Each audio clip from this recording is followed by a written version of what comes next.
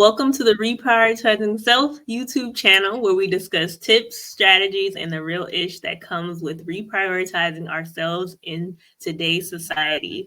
I am Larisha. I'm a counselor, wellness facilitator, and founder of wellness brand With Love LC. And I'm Kiara. I'm a healer and trauma healing coach, and we are your co-hosts. So today we are getting into some really juicy, fiery conversations.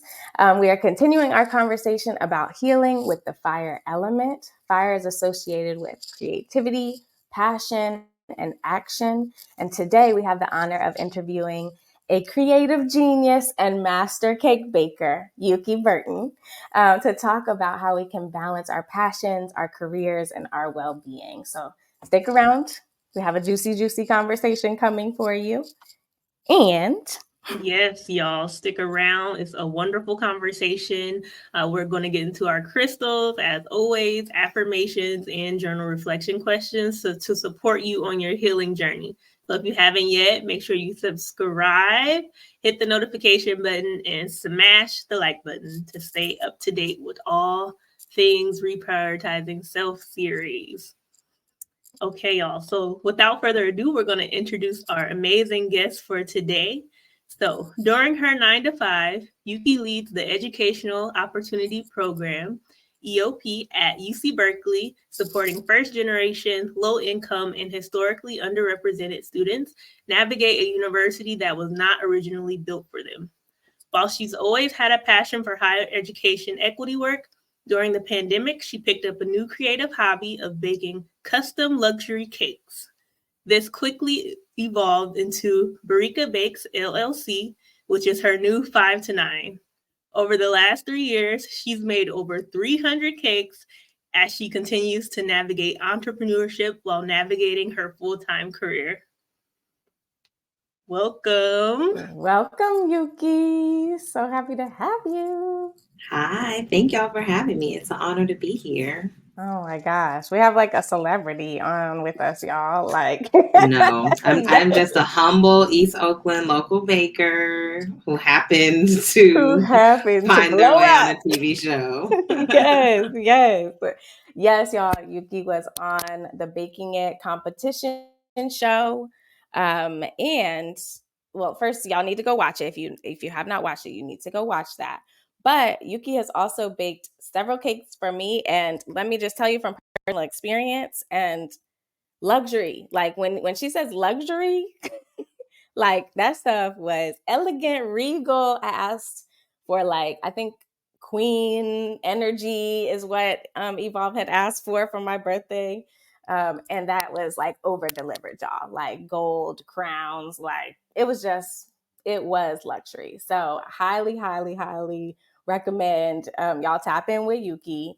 And you need to go watch the show because the stuff that you created on that show, the masterpieces of food and cake was so dope. And just watching you like move through the energy of what is required in a baking competition. Woo! That was a lot. So excited for y'all to tap in and to get to experience that because it was great, y'all. It really was. Yes. Thank you. Y'all, we are super excited, as you can tell, to get started. So we're going to get started with our check-in question. So Yuki, if you can get us started. So we're connecting, we've been here connecting the elements. So connecting earth and fire as far as like having rituals and blending our creativity. So our check-in question for today is, what practices or rituals help you to tap into your creativity the most? I really appreciate and love this question because I have found myself in creative blocks at times, and I have to really like intentionally and actively think through what is creating that block and how do I unblock that energy but also prevent it. So for me, my answer is simple but not easy, and it's rest. I have found myself, well, one, if you know me, you know that I am like a grade A professional Olympic sleeper.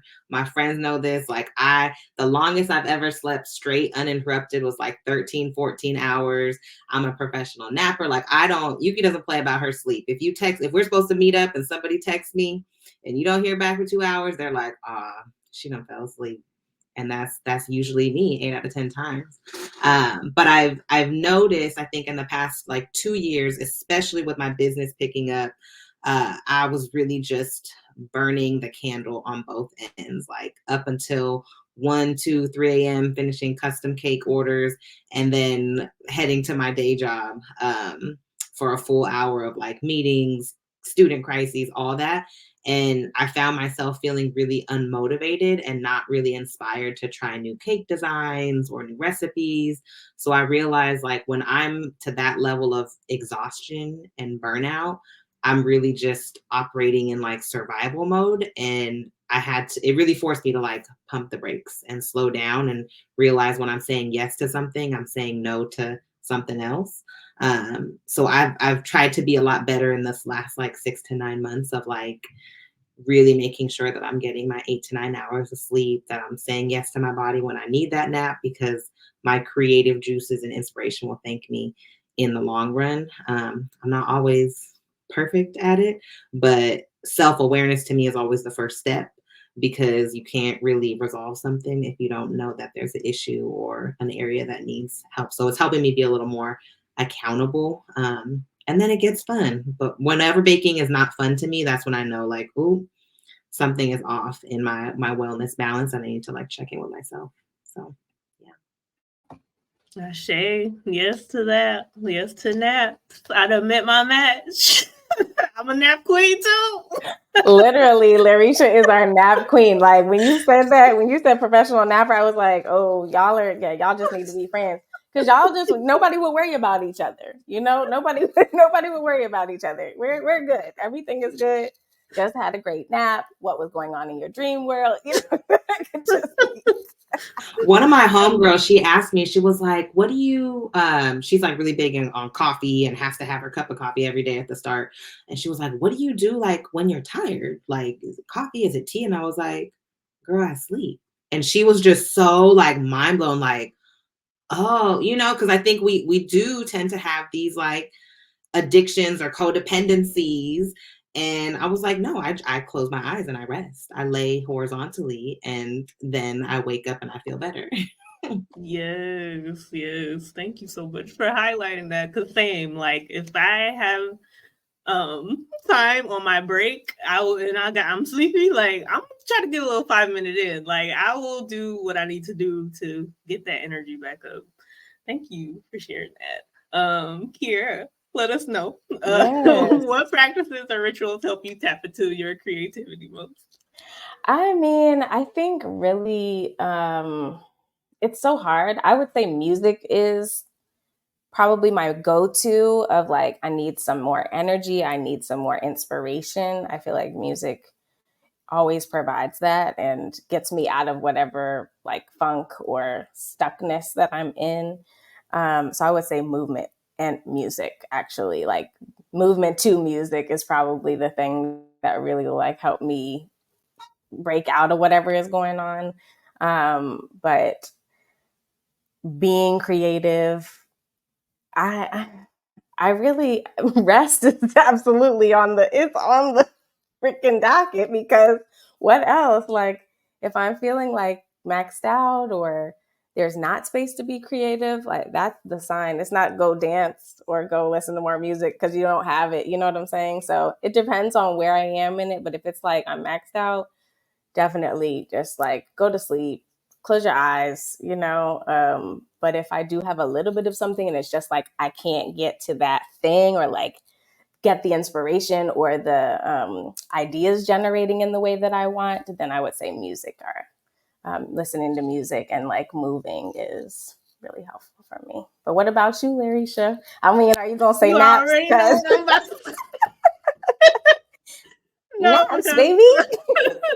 yes, definitely rest. Like for real, like sleeping, getting a nice, good night or a few nights of sleep and feeling to the state of like, I've rested so much now, I have this energy to like do more. I love when I can sleep and then I start to feel like, oh, I've slept enough, which is rare because there's always so much go.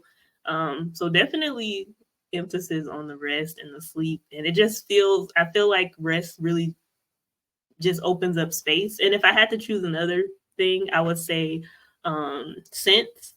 So uplifting scents, lighting that candle, getting that essential oil, y'all, that hype essential oil, like citrusy smells and pepperminty smells. They really help me like get activated. Also, okay, I'm gonna stop there. But I was thinking of stones too. Creativity stones. Citrite is a really good stone I like to have by me, especially when I was in the pre-launching phase of With Love LC, and I would hit those creative roadblocks. I would have certain stones nearby that really helped me push through. So yeah, I like this question. Come on, we got a multifaceted approach to bringing into the stepping into the creativity. Yes, y'all, if y'all have not already tapped into the essential oils from With Love LC, hype that essential oil in particular. I love it. Larisha, whatever I don't know how you decided to put the blends together, but that thing. The ancestors, God, they told me. They literally told me the ingredients. I love it. I'm just a vessel. Because they know what we need. But yes, potent medicine to get us going. Thank you for sharing. Thank you both for sharing. Let's get into this interview because we have some juicy questions for you, Yuki. So our first question is, can you tell us about your journey into the world of cake baking? What inspired you to pursue this passion personally, and how did you shift into doing it professionally? Yeah, so I've always been someone who enjoys being in the kitchen. I think for me growing up, I saw both of my parents cook in the kitchen. So there was no gender roles. It was like, if you are hungry, you better learn how to cook, which I really appreciated that. So I learned different recipes, different things from both parents. I had my first baking experience with my Easy Bake Oven in 1995. Shout out to our millennial babies, the Easy Bake Oven. So I like baked here and there, but I definitely was not like a baker, or that wasn't one of my identities. For me, it was really during the pandemic when baking kind of kicked off, and it wasn't so much an inspiration, let alone a vision. I wasn't like, oh, I'm going to start a business during the pandemic. I'm very like not entrepreneurial, ironically enough, even though like I have a whole business now and brand and all that. I really started baking the night of the Keisha Cole Ashanti versus battle. So I am a huge R&B fan. Those are like two of my favorite artists. And if y'all remember, that one got canceled and postponed multiple times. And I remember the first time it was canceled, I was so devastated. I was literally counting down the days. I had it on my calendar, on my fridge. I was like, pandemic, we were shelter in place. Like the Versus really got us through some hard times. So I was so devastated. And I don't know what it was, but something in me was like, I'm gonna bake a cake. Like I'm bored. I don't have nothing else to do. We've been in the house all day. Let me just bake a cake. And it was like one cake led to another cake, led to like watching a TikTok, watching a YouTube University. And like, I just kind of got hooked. Social media really reeled me in because the cake transformation videos are so addicting to me, because what will take 4 to 6 hours, they whip it in 30 seconds. And it's like, oh, I could do that. So every day, slowly but surely, Amazon packages were coming in, and I was like ordering new supplies and like, let me get the little turntable. My first cake was a struggle cake. My buttercream was not smooth at all. I think I thought I put some little strawberries on it and really thought I was doing something, and like shaved a little bit of chocolate. Like it was a very like basic, it tasted pretty decent, but it was a basic design because I didn't have the right tools. I was like icing it with a butter knife. But I just from there, like I just got excited about it. It became like a community fellowship opportunity because I would just bake cakes and then hit up the homies like, hey y'all, I baked some cake. If you want to pull up outside with your mask on. And I was like literally giving cake away on paper plates with some foil over it. So it gave me an excuse to see my friends in like a safe and contained way during like the height of the pandemic. And yeah, I don't know. Like, I think I really enjoyed being able to gift people something. Like, I've never really identified as a creative person growing up. I was not like the artist, the painter, the spoken word. Like, I was more of like the academic, or like I was good in school, but not really like outside of the lines. So this was like a different lane for me. And then seeing it bring people together too was really, really dope. So one thing kind of led to another, and it was my husband. So he is the entrepreneur, hustler, black wealth, all of that. He was the one that was like, people will pay for this. Like, once it kind of started to get kind of decent, and I was like, stop playing. Like, I'm just doing free cake for fun. And he was like, people will pay for your cakes. And so he kind of gave me the bit of courage to like charge for my first cake. I think I charged like $25 for my first birthday cake that I did. And then it just kind of organically grew from there. And yeah, one thing led to another. And I've been really blessed that people have been so supportive, like so genuinely supportive and excited of the journey. But it's nothing that I was planning to do at all.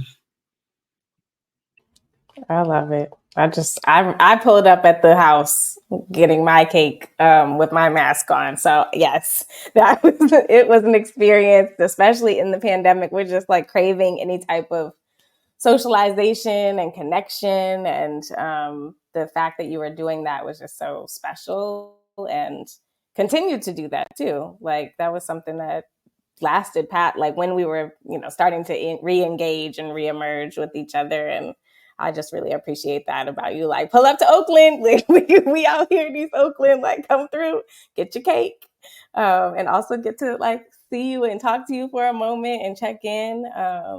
So special. So yeah, and then, y'all, the cakes they not $25 no more. I'll tell you that. They not. So I'm so glad you listened to the message, because Yes. the reason them cakes went up is because Mhm. people will pay, and you have like a beautiful art that you're selling. So I'm so glad people are honoring the value of the products that you're creating. Yes.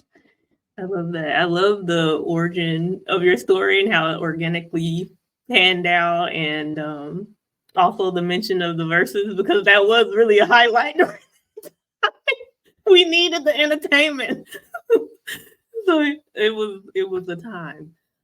So we talked briefly about this during your introduction about you being on a TV show, which is a huge, significant accomplishment, super exciting.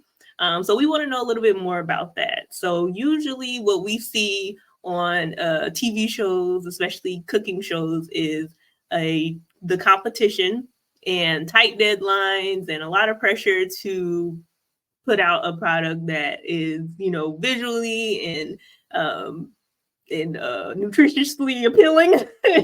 Those are the words. So we want to know, what was your experience and how did you manage your wellness during that time, as well as lean into creativity in those circumstances? Yeah, being on season 2 of Baking It was a wild and very unplanned experience. If you know me, at my core, I'm an introvert. I am not a spotlight person. I am very much more behind the scenes. So when the opportunity came about, one, it was nothing that I sought out. I really, again, feel grateful and blessed that I think God really has placed a lot of opportunities in my path, whether I desired it or not.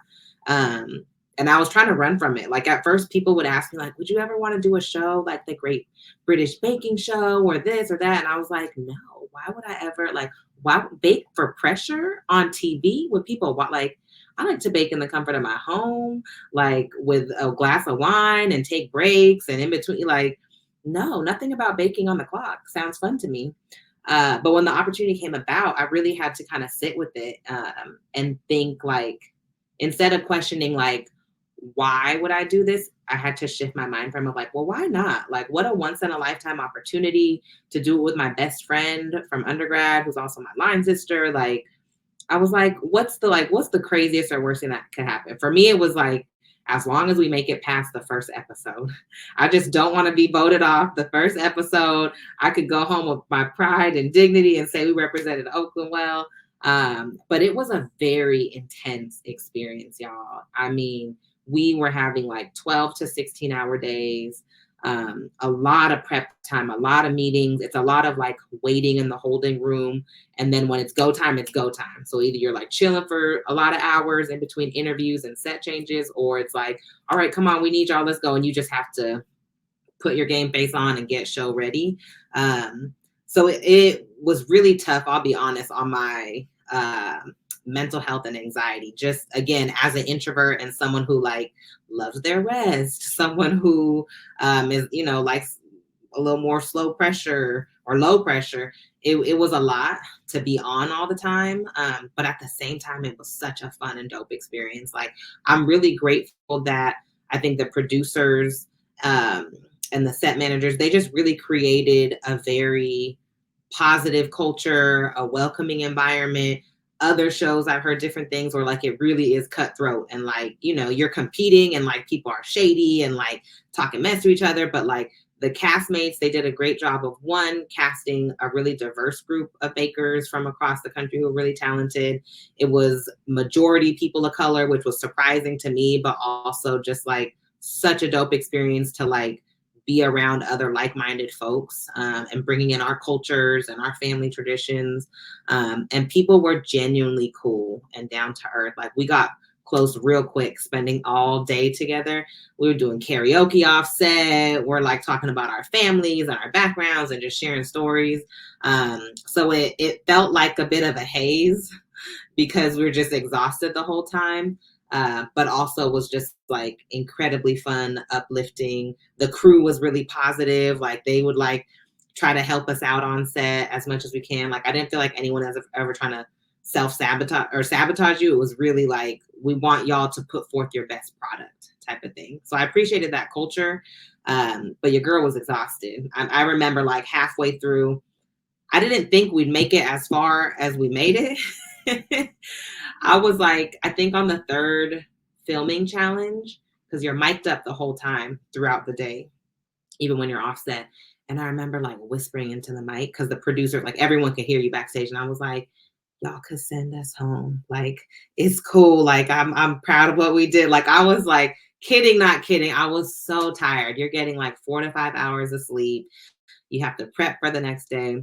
It was just a lot, but I'm very thankful for the experience. I'm glad. I'm proud of how we represented, for the Black community, for our cultures, for Delta. I wouldn't necessarily like do another show. I wouldn't pursue, never say never, but I'm not like looking to audition for the next show. I'm kind of like, that was an experience. I'm glad we went through it. I'm super proud of how we showed up. And I can watch myself on TV whenever I want on Peacock, which is a trip. So yeah. Oh yes, you made it way past episode 1, so you did fulfill your accomplishment of making it past 1. But I hear you about like, okay, this is more than what I could have even imagined. What the ask is from everybody, but I also heard some community care and just folks like leaning in on just being with each other, and even though we're all delirious, like we're all in it together. And the support that you're naming is really powerful too. And I think something that we talk about a lot here is that community care. Like, if I can do as much as I can do for myself, but if the environment is asking me to like only sleep for 4 hours, and we got to move to this pressure and this uncertainty around when the schedule is going to require us to be on, that community is so important, and the support around you is so important. So I love that was present for you. And I would love to see you on another baking show, but I also want you to be able to rest. Okay. Like, maybe there's a baking show out there. I think Great British Baking Show is probably like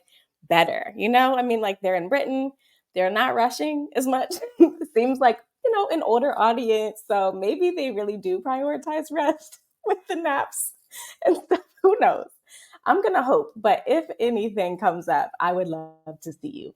back on TV, because y'all killed it. So many beautiful creations on that. So knowing that you went on a baking show, but you also still had your 9 to 5, you continue to have your 9 to 5 and supporting students at UC Berkeley, and also this 5 to 9, which I'm like, okay, where are we resting? Where is that happening for you? So I would love to hear, how are you navigating like a healthy work-life balance or harmony while you're pursuing your passion for baking and keeping your 9 to 5? Yeah, this is such a timely question. And it's funny, as my social media brand on Barika Bakes grew over the years, especially after the show, so many people like know me through that lens, or like, oh, I follow you, or I found your page, and they're like, I thought you, like, I didn't know you had a job. They're like, I thought you were a full-time baker. Like, I thought you had your own shop. And then I was like, no, like, this is something I do on the side, but it's like when your side hustle starts to creep up on your main hustle, and yeah, then you just hustling all the time. And I really found myself in that in this last year. 2023 was my most successful and profitable year overall, which I'm super grateful of, really proud of. But I think by the end of the year, I realized how burnt out I was, like on a real level. And I had to ask myself, like, what is the success worth? Because I'm managing high stress in my day job as a campus leader, as a supervisor, as a crisis manager, and then going home and like automatically clocking into my second shift, like not even eating dinner. I'm like, my baking schedule, I'm such a big time management person. So I'm like, nope, Monday, we got to prep the frosting. Tuesday, we got to do the decor. Wednesday. So I really was finding myself like not having any decompression time after like holding space for students processing a lot of trauma, a lot of crisis intervention, and then going straight into like the physical labor. A lot of people don't realize baking is incredibly physically demanding. You are on your feet most of the time. So I realized, like, even though my profit margins grew substantially last year, like I'm getting so much exposure. We had a really great media run at the beginning of the year. A lot of different like local news outlets were reaching out to us. I think I was getting really addicted to that success.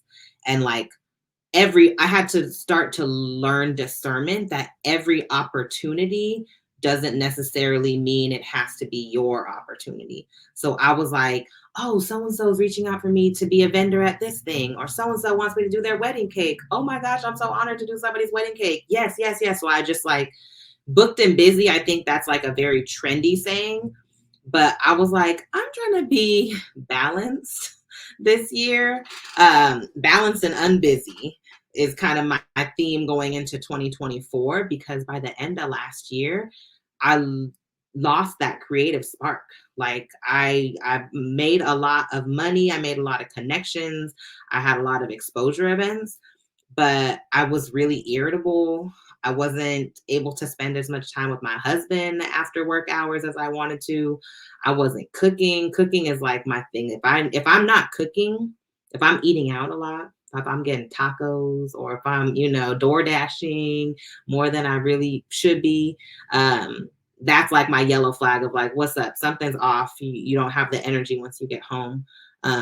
So I really had to kind of like interrogate and disrupt that addiction to success of like, yeah, it sounds cool to say like, I increased my revenue by X percentage more, but like, you're not sleeping, you're not eating. I don't have time to go to Sunday brunch with the girls because I got cake orders to do. Like, I just didn't like the feeling of always having a checklist.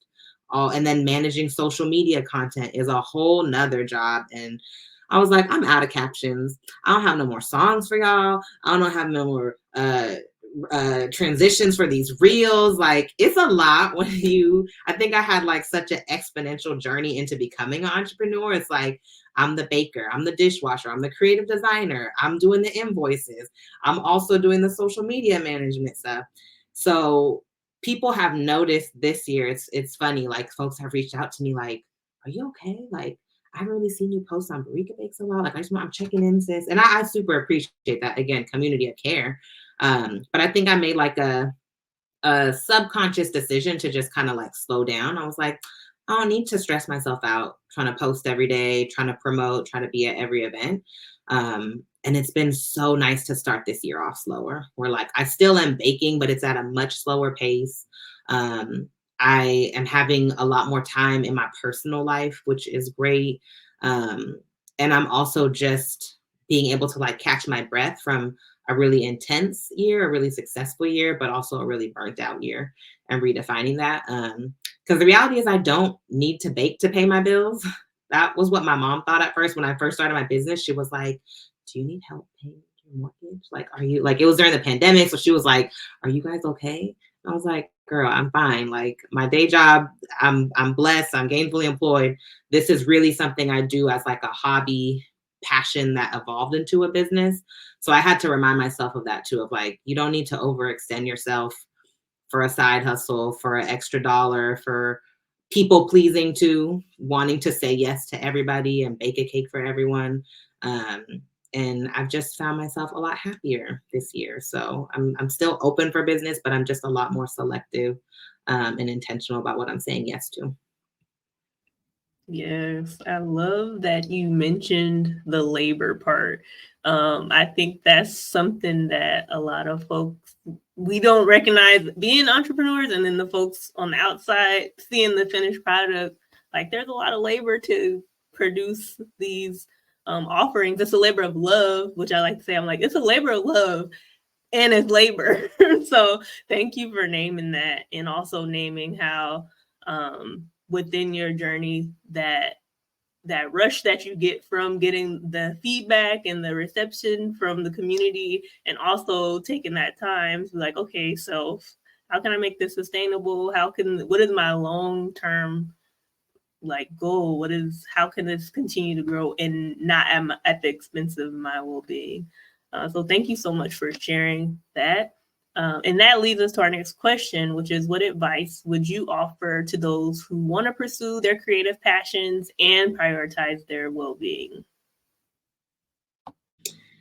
This is a really great question, because I think there's a lot of vulnerability that comes with sharing our gifts, our creativity, and our passions with the world outwardly. I think a lot of us sit on dope ideas, and then there's just this fear of like judgment, imperfection, right? Like people not accepting what we put out into the world. And I told y'all, my cakes at the beginning, when I started in 2020, 2021, they were not luxury cakes. They were not what the cakes are. They were not giving what the cakes today are giving.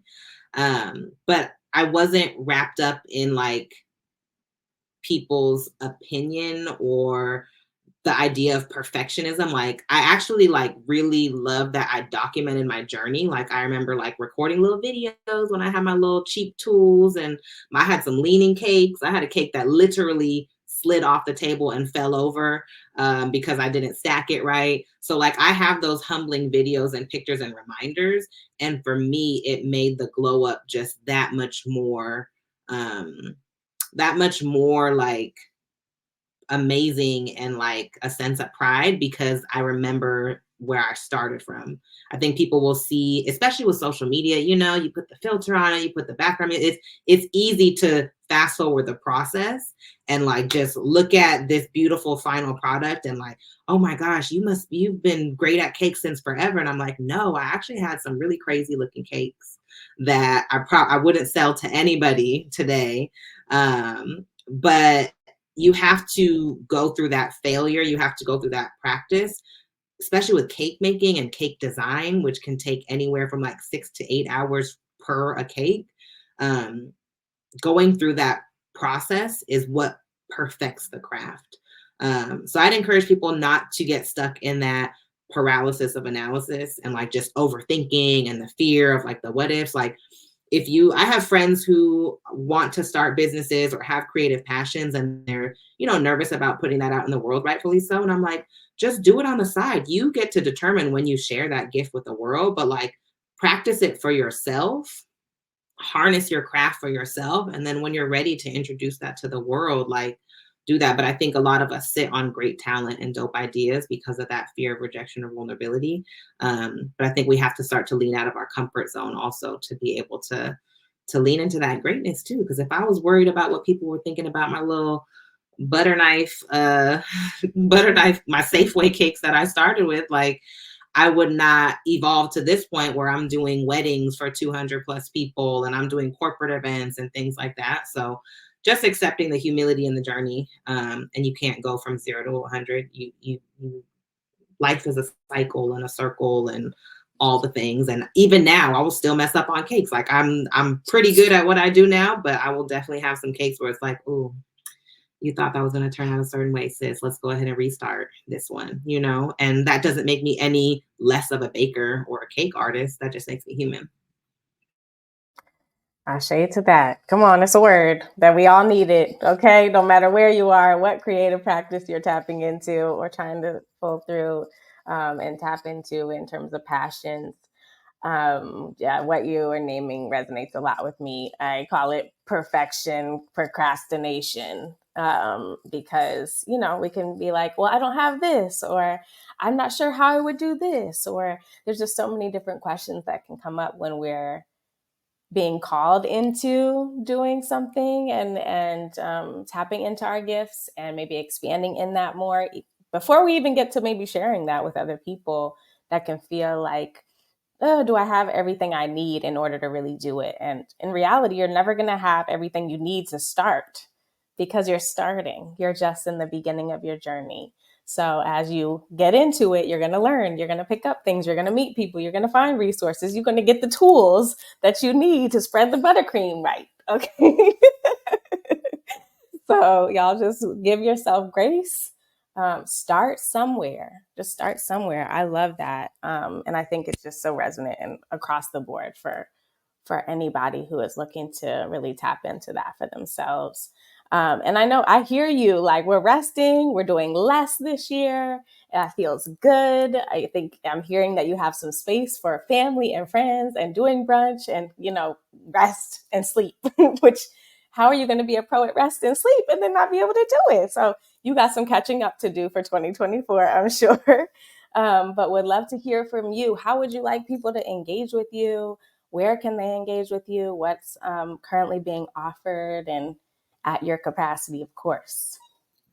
Yeah, so I am still making custom cakes. I'm based in Oakland, but I travel throughout the Bay Area for different events, families, birthdays, baby showers, weddings. So you can visit my Instagram, which is there, the handle at Barika Bakes. If you're interested in a cake order for the future, you can submit an inquiry on my website. It's just barikabakes.com. I typically open orders on the first of the month for the next month. And then I will do quarterly pop-ups throughout the Bay. So different markets and vendor opportunities. I just did the self-care and sip market in Berkeley earlier this month. So if you are craving, a sample or want to taste some of my cake, give it a try, you can follow my Instagram and I'll post where I'm at in the coming months. Yeah. So, and if I can recall, you don't ship.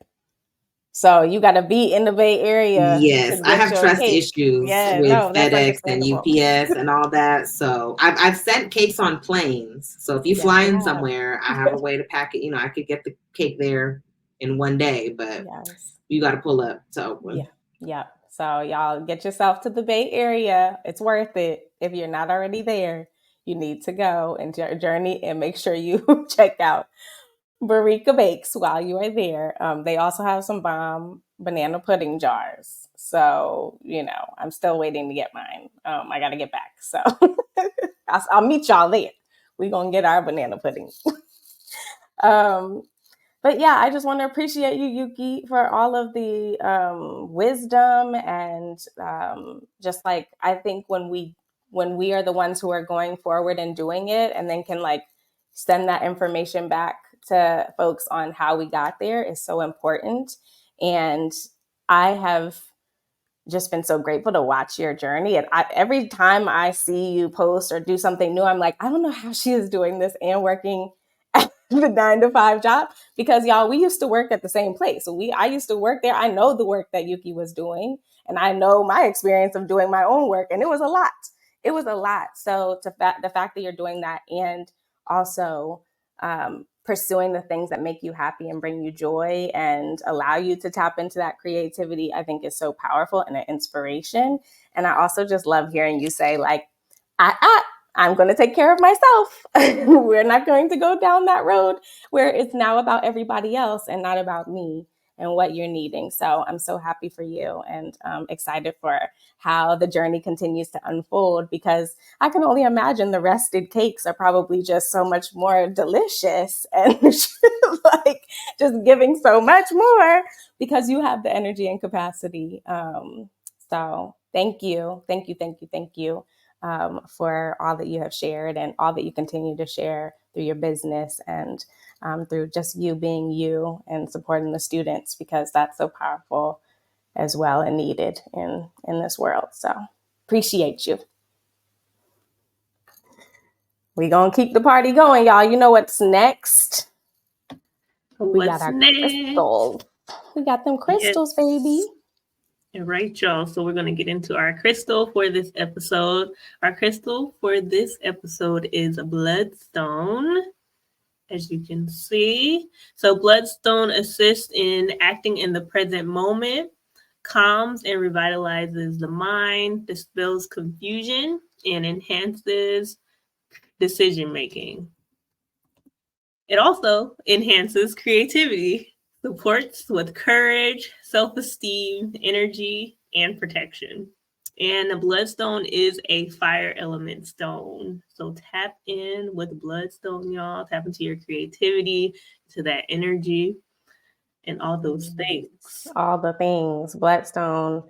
Yeah, I feel like I have like 3 of these bloodstones, and every time I look at it, I see something new. I'm like, oh, this is good. You can tell the fire is in there. You can't it's not like apparent right when you first look at it, but it's like the inner fire. So y'all get you some bloodstone and get your inner fire kindling some more. We're going to move to our affirmation next. And so our affirmation for this episode is, I nurture my creativity and allow my gifts to flow easily. I'm going to share 2 more times because we do these in 3s. So I nurture my creativity and allow my gifts to flow easily. I nurture my creativity and allow my gifts to flow easily. Yes, and that leads us directly into our reflection question, which is, how do I nurture my creativity? How do I nurture my creativity? How do I nurture my creativity? Yes, so we want to thank y'all so much for joining us. Let us know in the comments how you're nurturing your creativity. Make sure you tap in with Yuki. We're going to be placing all of the notes and links so y'all can connect and tap in with the yummy, yummy food, the yummy, yummy cakes, and all the offerings. And make sure, y'all, if you haven't already, to like, subscribe, and share. And Kiara, you want to share anything before we close out? No, I love y'all. Appreciate y'all so much. This was such a good episode. I'm so grateful. And I can't wait for folks to receive this healing, receive these words and messages. And y'all let us know how it's landing for you and what is bringing up. And if you decide to start some business or some creative project out of this, we want to know and celebrate you as well. So yes, no, I appreciate y'all. I appreciate Larisha. I appreciate you so much being in this journey with you. And Yuki, I'm so glad that we got to bring you on the show. Yes. I'm so happy. All right, y'all. That's it. That's all. We'll see you next time. See y'all next time.